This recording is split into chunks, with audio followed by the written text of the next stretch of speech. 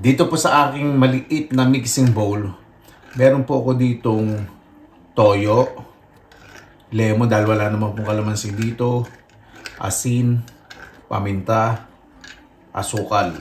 At depende po sa inyo kung maglalagay pa po kayo ng ibang pampalasa. So ang ginagawa ko lang po yung pinaka basic o authentic po at pampalasa.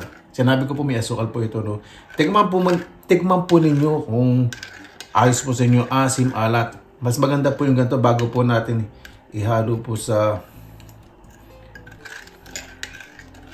ating mga tinadtad na ingredients. Sa akin pong liempo, mas masarap din po kung may tenga kayo o ulo. Naprito ko na po yung pinaka ibabaw. Pinakuloan ko po ito ng mga dalawang oras para lumambot. Tapos pinalamig ko po at pinirito ko lang po ito. Pwede nyo pong ihaw para mas masarap. Kasi sa Pampanga, iniihaw po talaga nila eh. Kaya po natin ganito pa small cubes para pag tinadtad natin mamaya mas madali po. Ayan po.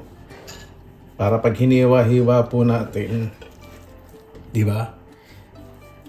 Mas madali. Pero syempre, kung malaking space nyo, may tadtaran kayo at malalaki po kayong pantadtad, mas maganda. Ayan. Ito pong liempo na to, pantay po sa tagiliran po ng ribs ng baboy. So, habang lumalapit siya sa buto, hiwa-hiwain ninyo, ganun din. O, di ba? Para pag tinadtad po ninyo, hindi na kayo mag-iingay. Maingay na nga yung dumadayo sa inyo, talak ng talak eh. Mga ipa yung ginagawa nyo. Tapos nasa latest na kayo ng climax, di ba? Nang iniintriga ninyo. So pag ganito, peaceful kayo, pwede pa kayo magbulungan. Ayan. Kapag nakadalawang barangay na kayo, sa kaka-chop-chop, sa mga chinichismis nyo, chop-chop na. Nasa nga ba tayo? Ayun, di ba? Ganda po ng resulta. O, na-chop-chop na po natin lahat. Hindi po lahat ng kapitbahay. Ibig sabihin ito. Tingin po ng baboy. O, di ba? Gagamit po ako ng atay ng manok. Ito po, kulong-kulo. Kapag magpapakulo po kayo ng atay manok, asin lang. Kung ihalo nyo po sa sisig. Iba po syempre, iniihaw po ito eh. Syempre, dahil winter po ngayon, hindi ako makapag-ihaw. Kaya ito, pinakulan ko po ng maayos. Pinuhin po natin yan. Mas masarap po talaga ang lagay po sa sisig. Atay po ng manok. Mas malambot po. Para sa akin. Napakasarap. Ayan. Ito na po yung ating mixing bowl. Minsan po pagkakamali, kasi may kaibigan po Kapampangan eh. Huwag nyo daw po muna ilalagay yung ito, yung pampalasa na liquid, yung sauce. Kailangan daw po, maglagay po muna kayo ng sibuyas.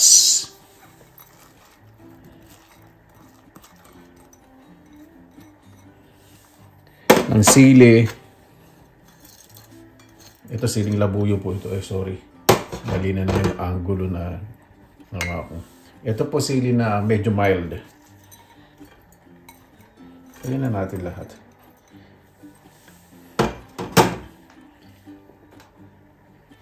Tapos haluin po muna natin daw ng mabuti.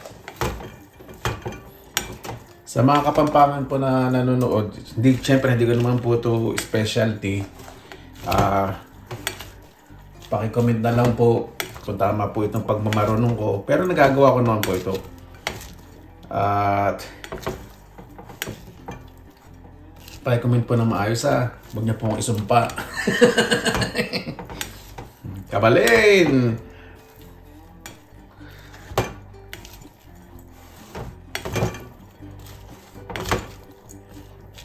Kailangan po halo-halo para mag-mix ng maayos. Bango. Ayan. Pag halong-halo na po na ganyan, ilagay na po natin dahan-dahan. Hindi po natin bibiglain kasi kailangan po lumasa ng maayos po yung sarsa na ginawa natin, na sauce na ginawa po natin.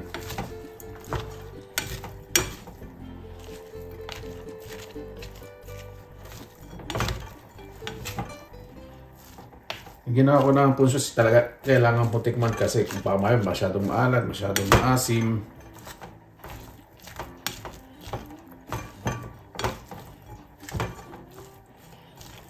Yan. Then, lagay ko na po lahat to. At maglalagay po ako ng sibuyas na puti kasi ito mild naman po. So, kailangan po muna natin na haluin po talaga yun. Yung unang sibuyas na pula para mawala yung extra ng tapang.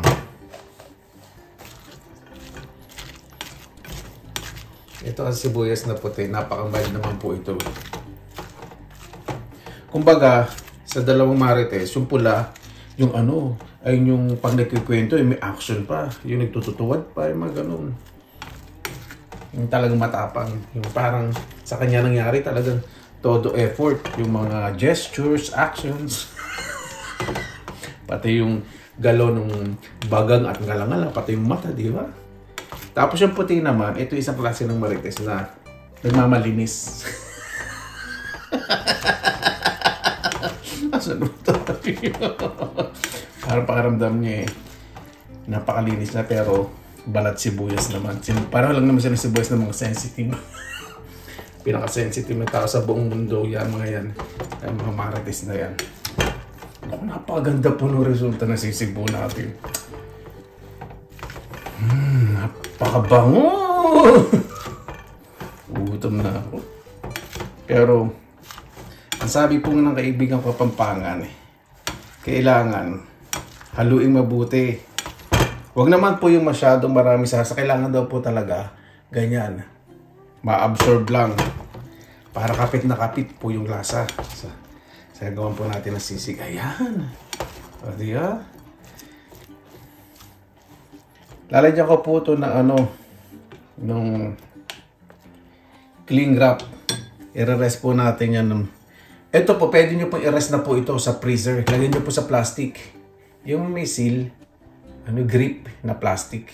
Pwede po kayo mag-portion. O, di ba? Pang-business din. So, lalagyan ko po ng cling wrap po yan. I-rest ko po ng mga nakas ba ako makikipag-plastikan sa kaibigan ko? Siguro, never mind. Kada ng oras po. Pagbalik ko, pagkatapos ko sa plastikan, luluto po natin yun. Ayan po. O, diba? Galing na po ako sa plastikan. Siguro mga po ito, 4 hours. Ang ganda po ng itsura. Nasip-sip po ng gusto. Wala pong extra liquid, oh. Na lumabas. Ay, meron. Napahiya ko dun.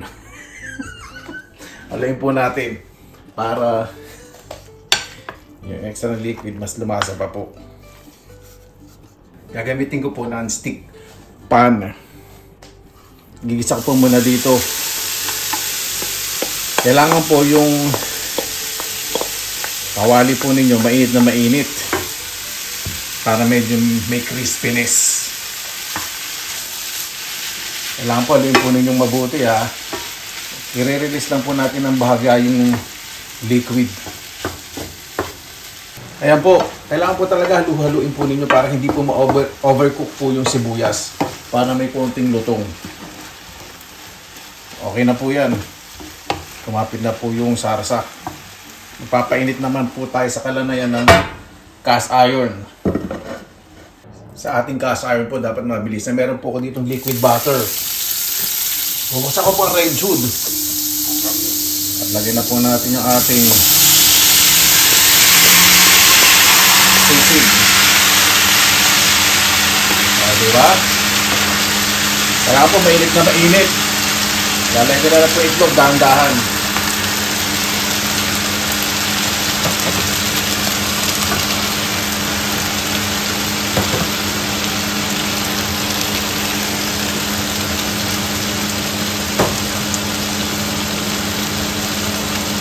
Ready na po. Kain na po tayo. Mabuhay yan. Maraming salamat na po sa Panginoon. Kasama-sama na naman po tayo. Bago pa tayo mag-isa, pasalamatan po muna natin ang Panginoon.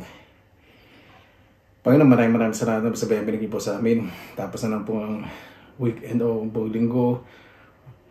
Magbubukasan ng buwan Lunes na Ang bawat isa po nagkaroon pa ng maayos na pagpapahinga, yung di po makapagpahinga at malayo sa kanilang mga mahal sa buhay.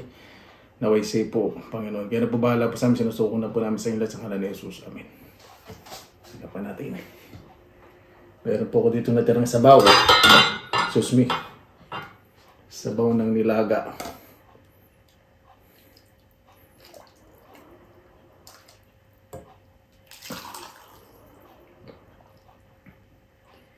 Yan, okay lang yan. Pecho pa.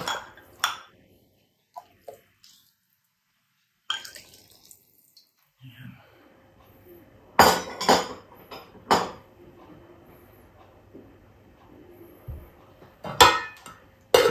Excuse me. Siya na sa ingay. Haluin na natin para yung itlog. Yan, mainit pa po.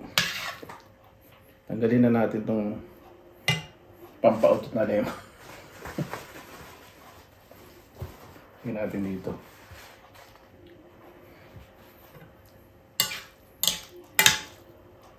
Ang gusto ko pong patod dito sa sisig, yung nasa ilalim, yung medyo nasusunog. Ayun. Bango.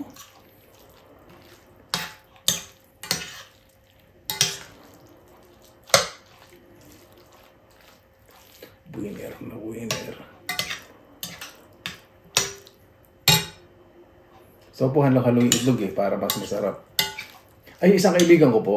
Gusto po yung finish na isang kaibigan ko. Pwede po sa maanghang yun. Nagta-travel po lagi yun pa sa Thailand, Indonesia. Pwede po sa maanghang. Mas nakakahiya po yun ang maanghang kaysa sa akin Ayan na po.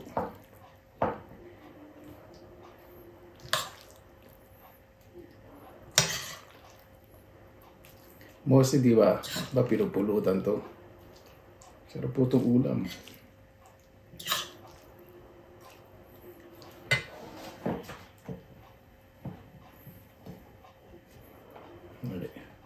Kaya din po dito pineapple soda na walang asukal.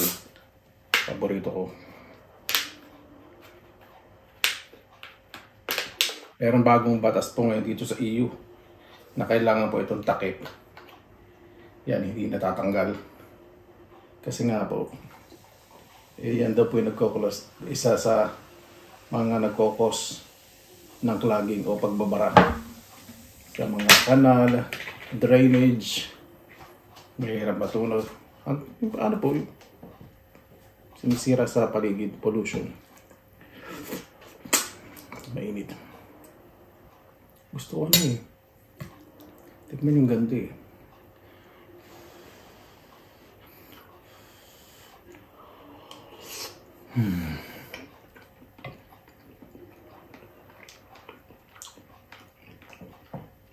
Tama na po sa asin, hindi na pa maglalagay ng lemon. Top.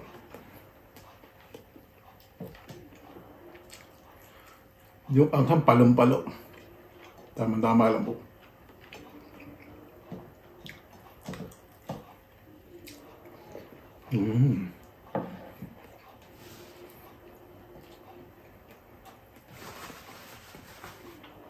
Yung tamis, tama-tama lang.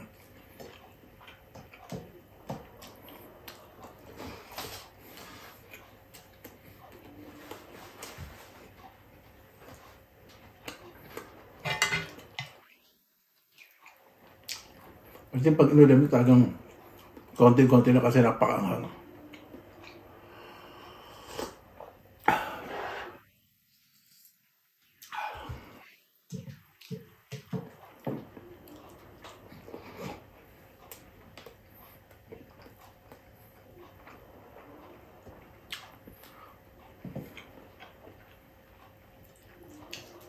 Masarap po itong pulutan sa sembot.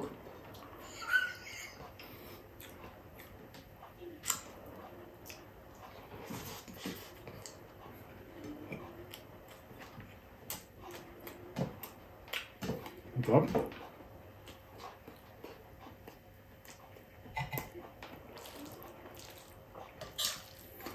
Yung kunat, saka yung konting lutong sa ilalim. Ang sarap. Galing po naman, ano, no, naka-invento po nito.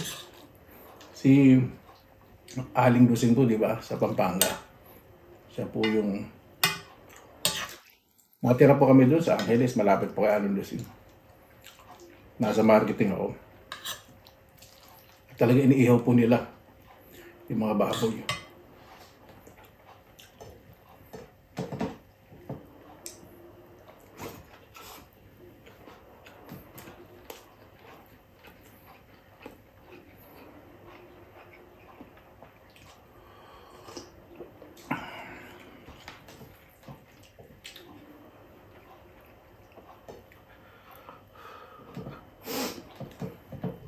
Enjoy ko po kahit mahangang.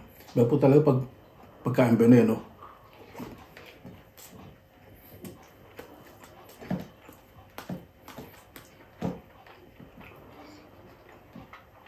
Masarap po talaga gamitin atay ng manok. Doon kay Aling Dusing atay ng manok. Iniihaw din po nila. Sarap.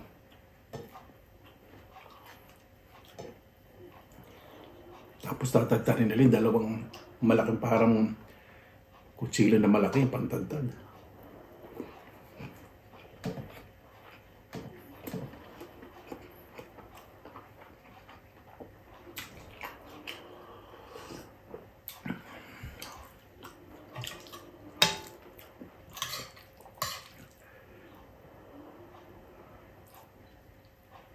Sa Angeles, hindi ko po alam kung ano yun, kung ayun po yung main branch po nila. Paki-correct lang din po ako sa mga Kapampangan.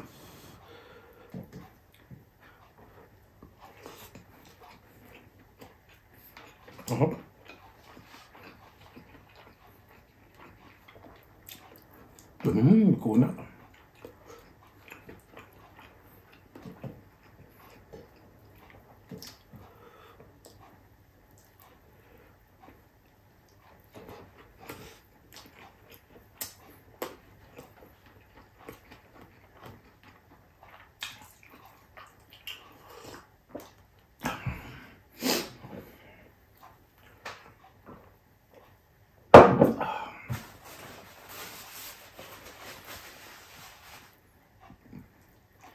Mas masarap pag kumakain po talaga ng sisig, kinukutsara.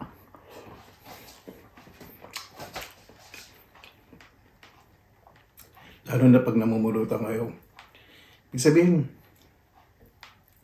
mas nakakatakam tignan.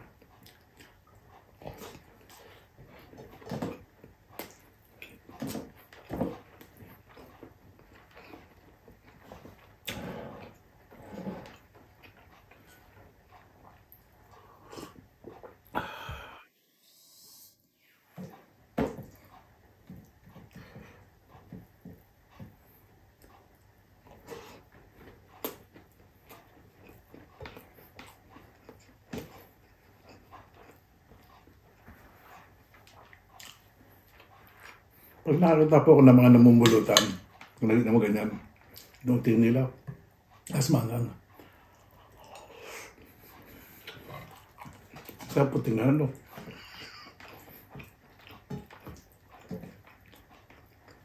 Sarap kasi may nakagat po kung may lutong.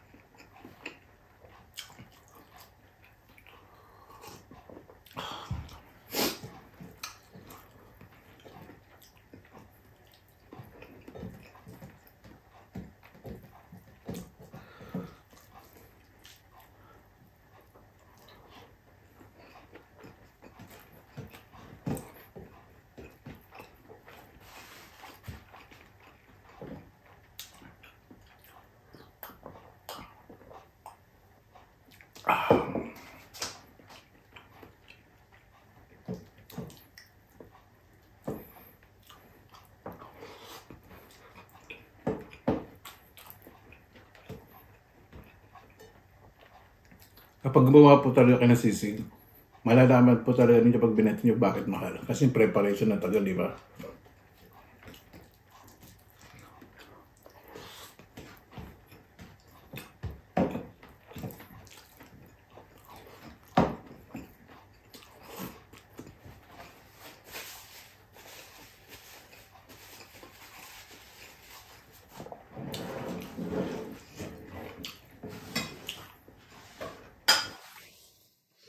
Hindi pa po tayo tapos.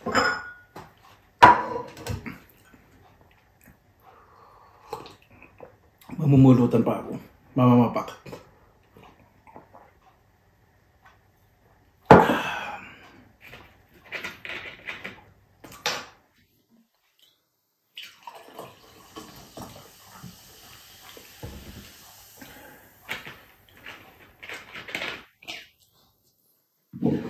Kaya talaga pag kumakain ni sisig may sabaw.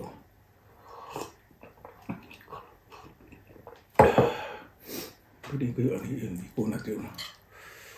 Epo.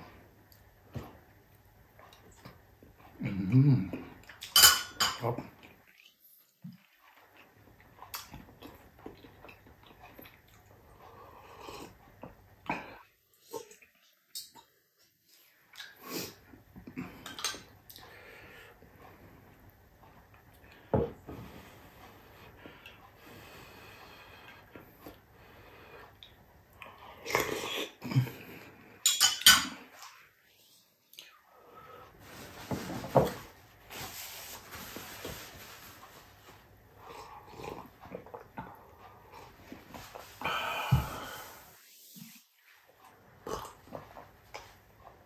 Yan.